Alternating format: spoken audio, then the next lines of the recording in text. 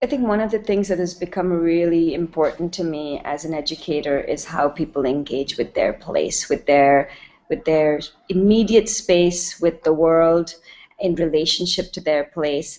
And one of my, I would say, kind of the things I've been musing on a little bit, or particularly over the last couple of months, is how does one really um, take advantage is not the right word, but how does one really engage deeply with the place that they're in and not take it for granted?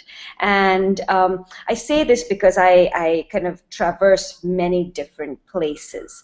One of the places that I spend a lot of time in is in urban poor communities, and they look very different from the more elite spaces that I also, I also work at an art and design college. I right now am pulling together a project that develops environmental education materials, supplementary material for teachers who are in a really remote island off of the coast of India. And all of these are such contrasts.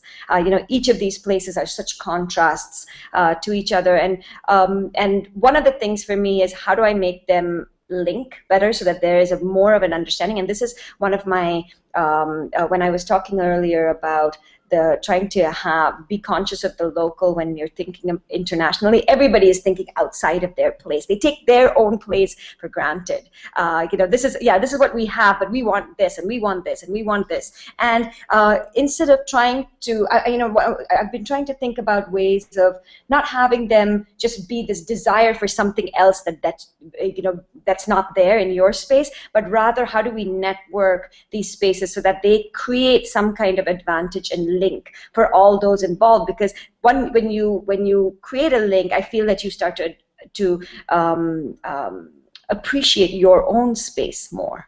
When you create a link and are able to share it with someone else or juxtapose it with what someone else's space is about. So that's one part of it. The other part of it is particularly in the space of education. I currently, I've been in education for a long, long time, and everybody who is a teacher knows that there's some amount of burnout that you go through, and you're so frustrated, and you're like, oh my God, is this ever going to work? Are we ever going to fix these things? There's so much there that is really tough, and so I've been quite disillusioned recently just because of more kind of my work dynamics with kind of a typical school space as a space for education. I feel that, and I felt this way for a long time about the city being the school. The space being a school. Like, ultimately you just need a roof over, particularly in India where weather is not so much of an issue, you just need a roof over your head to gather for some amount of time, but then you don't need to be there. You can be anywhere. How do I use a shop front as a space to display my learning to people on the street? How do I, go to the local market and learn everything I need to learn about computing just from picking up all of the the hardware from the different stores that are around? How do I learn? So how does the city become a place, a text? If I go to a polluted lake, and there are many in Bangalore, how does that become the place of my study as opposed to being in the classroom? And one of the things for me is that that offers for everybody to be an educator.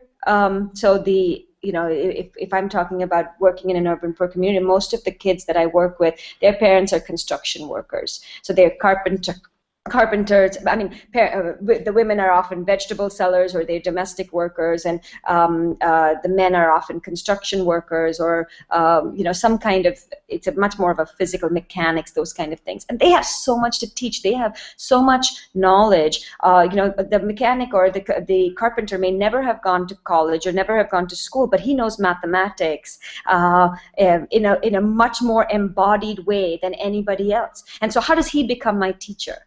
As opposed to me trying to sit in with a room of kids who are not interested in mathematics the way it's traditionally taught. And I'm talking very much from the context of traditional learning in India. I know that it's different around the world, but not so much.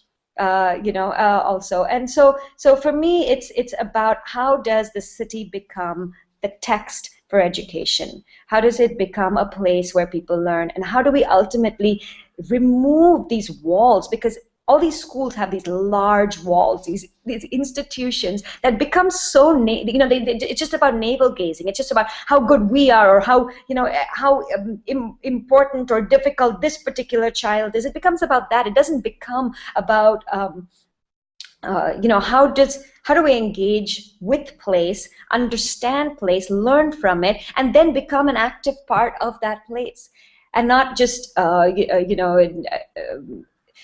so again, coming back to, I've worked in very many different contexts. So I'm just going to talk about two contexts. One is more of a private school, in a more elite context. And currently in India, so many kids are, when they finish school, want to go abroad. They want to go out of the country to study.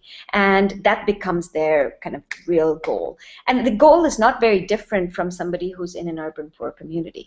They also want to get out of there. They're like, I don't want to stay in this community. I want to get out of there. And their aspiration is a middle class aspiration or an upper middle class aspiration. And they see all these malls coming up everywhere and all these fancy clothes, and that's what they want to be.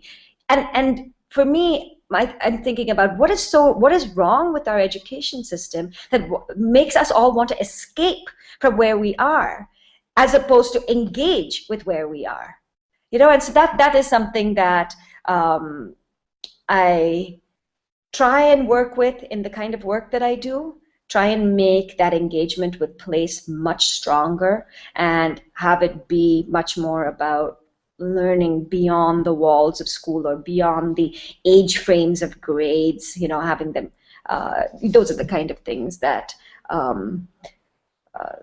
that I think about and try and work into my practice.